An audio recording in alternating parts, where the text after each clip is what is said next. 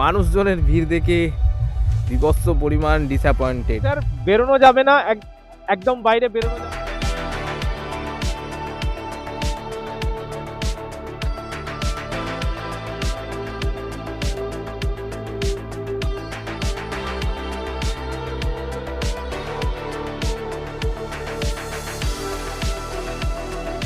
কিছু অশ্লীল জিনিসপত্র হয় যেগুলো একজন যে বাড়িতে গাড়িটা রেখেছিলাম সেই বাড়ির একজন বয়স্ক মহিলা তিনি বললেন।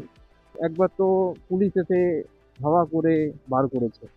এটি সত্যি কথা এটা যে মাঠান জমিকে মানুষজন যারা চাষ করেন তাদের কাছে কিন্তু মাঠান জমি মাতৃ দেবতা হিসেবে গণ্য করা হয়। মাঠান জমিতে হয় তাহলে মাঠান জমির লক্ষ্মী হারিয়ে যায়।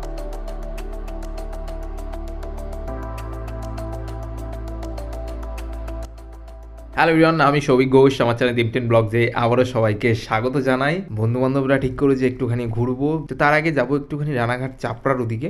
ওখানে ফুলের একটা ভ্যালি আছে, ওই জায়গাটা একটু ঘুরবো। তোমাদের আশা করি খুব সুন্দর লাগবে দেখতে জায়গাটা, আশা করি ভিডিওটা খুব সুন্দর লাগবে।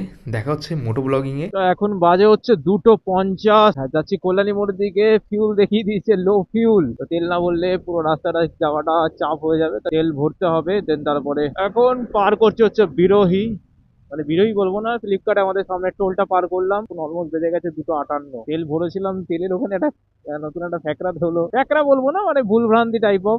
ওখানে আমি বলেছি 450 টাকা তেল দাও, ও দিয়েছে 150 টাকা। এবার আমার পে কোড এইচপি পে থেকে আমি যেমন কোডে দিয়ে কাটাই, এইচপি পে কোড বলে একটা নতুন চালু করেছে এইচপি থেকেই। আই থিঙ্ক আগে ছিল, হয়তো আমরা জানতাম না। 2% করে একটা ক্যাশব্যাক টাইপ অফ দেয়, তো যেটা থেকে পরে আবার ওটাকে কাটান করে ফিউল ভরা যায়। তো সেটা আমি ওখান থেকে কাটিয়েছি 450 টাকা। এবার আমাকে রসিদ দিয়েছে, দিয়ে বলছে দাদা তোমাকে তো রসিদটা দিলাম, তারপরে কাগজ বেরোচ্ছে না, তুমি ওই রসিদটা আমাকে যদি তোমার না লাগে দিয়ে দাও। আমার আর কি লাগবে, তেল তো ভরা হয়ে গেছে। আমি দিয়ে দিয়েছি। এবার যে লোকটা তেল দিয়েছিল ওই ভদ্রলোক এসে বলছে কত টাকার তেল ভরবে। 450 টাকা। বলছে চলো তুমি তেল পাবে। আমি কত টাকা দিয়েছি, বলছে 150 টাকা। আমি মিটারটা নোটিস করিনি, একটু তাড়াহুড়োর মধ্যে ছিল। ওই লোক বললো যে তাহলে তেল পাবে, তুমি চলো দিয়ে দিচ্ছি। আমি বললাম, হতেই পারে ভুল, বলছে তুমি বলেছো তো শুনতে পাইনি। তাহলে আচ্ছা ঠিক আছে, অসুবিধা নেই, একটা ভুলভ্রান্তি হয়ে গেছে, আর কি করা যায়। আমরা এখন পার করছি চাকদা। চাকদা ওভারব্রিজের উপর দিয়ে যাচ্ছে, আর এখান থেকে ডিস্টেন্স অলমোস্ট দেখাচ্ছে 31 মিনিট, 17 কিলোমিটার। শান্তিপুর এখান থেকে 29, রানাঘাট 10 কিলোমিটার, পায়রাডাঙ্গা মোড় 5 কিলোমিটার। এই দেখো গাড়ি চেকিং হইতাছে, ধরো কাকা ধরো। চলো, এখান থেকে দেখাচ্ছে এখনো 7.7 কিলোমিটার, 19 মিনিট লাগবে দেখাচ্ছে। ফ্লাওয়ার ভ্যালি, এটা হচ্ছে ফুলের বাজার, ফুল বাজার শেড। এখানে ফুলের বিভক্ত মার্কেট বসে, এখানে কোনো অনুষ্ঠান হচ্ছে। এই যে ঢুকে পড়লাম আমরা ফুলের ভ্যালির রাস্তাতে। ওরে বাপরে বাপ, এটা রূপসী রমণী সব সেইভাবে সাথে সাথে যাচ্ছে রে। বাপরে বাপ, কি ভিড় লেগেছে রে।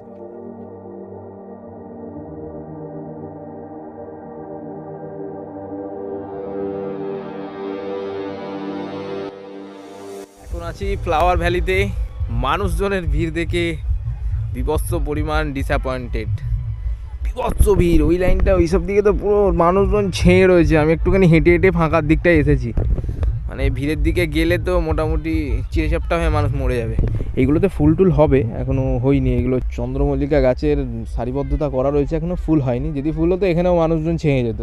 ওইখানে একটা দুটো জায়গায় চন্দ্রমল্লিকা গাছের খুব সুন্দর সুন্দর রয়েছে, যাওয়ার সময় একটু ওই দিক দিয়ে যাবো। এই জায়গাটা, এই গাছগুলো সেই গোলাপের সঙ্গে মেবি দেয়। ভ্যালিটা খুব সুন্দর, কিন্তু মানুষজন এসে এত পরিমাণ ক্রাউড করে দিয়েছে জায়গাটাকে যে শান্তশিষ্টভাবে তুমি দুটো ফটো তুলতে পারবে না, দুটো কথা বলতে পারবে না, জায়গা ভিত্তিক ভালোভাবে তুমি ঘুরতে পারবে না। তো আসলে ফাঁকা টাইমে আসবে, এরকম ওকেশন পারপাসে আসাটা আমার মনে হয় না ঠিক হবে। এই সানসেট হওয়ার মুখে পুরো ভ্যালিটা কিন্তু খুব সুন্দর লাগছে দেখতে। সামনের দিকে যাব, কিছু সুন্দর সুন্দর ফুটেজও নিয়েছি, তোমাদের সঙ্গে শেয়ার করব।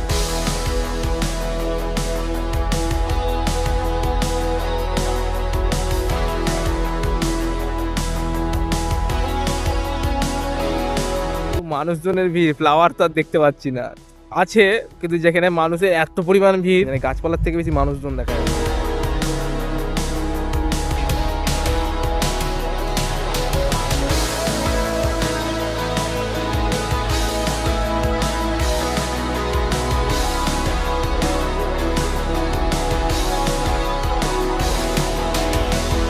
মানুষের ভিড় শুধু দেখো।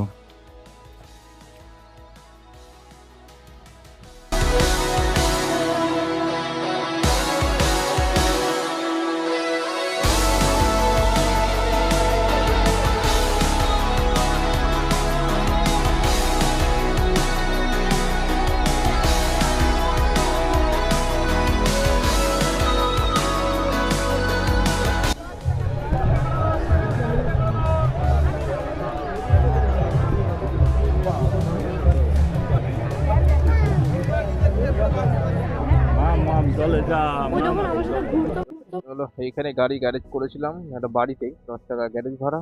এখান থেকে বেরেছি, কি বিভৎস ভিড় হয়েছে, বাপরে বাপ। এখন বাজে হচ্ছে 5টা 32, আর আমরা ফুলের ভ্যালি অর্থাৎ চাপড়া থেকে আমরা বেরিয়ে যাচ্ছি হচ্ছে আর একটা জায়গাতে খিরাইতে খুব সুন্দর সুন্দর ফুলের চাষ হয়। অতদূর এখন যাওয়া এই মুহূর্তে সম্ভব নয়, তার জন্য যাইনি। তাই লোকালয়ের মধ্যেই আমাদের রানাঘাটের চাপড়াতে বেশ সুন্দর ফুলের চাষ হয়। এখানকার মানুষজন, কথা বলে যেটুখানি বুঝলাম, খুব ইতস্তত বোধ করে। এইসব মানুষজন যখন ঢোকে, তারা ফুল নষ্ট করে, গাছ নষ্ট করে, এই জিনিসগুলো লোকালয়ের মানুষজন একদমই একসেপ্ট করতে পারে না।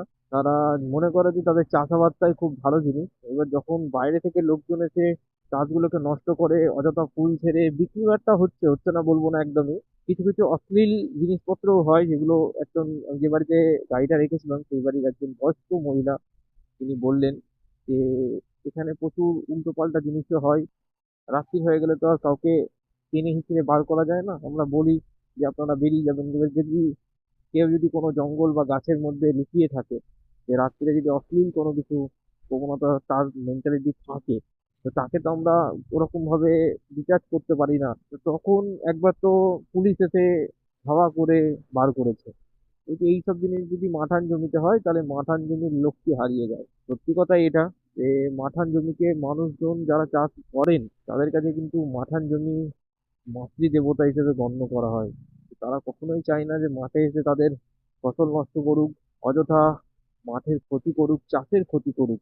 তো প্রচুর মানুষ দেখলাম অযথা ফুল ছিঁড়ছে, পয়সা দিচ্ছে না, ঝামেলা করছে, উল্টোপাল্টা গাছ পাকাটি যেগুলো বেড়া দেওয়া রয়েছে সেগুলো ভেঙে ফেলে দিচ্ছে। এই জিনিসগুলো একদমই করাটা উচিত নয়। কি করা যাবে, সব মানুষ তো আর সমান নয়।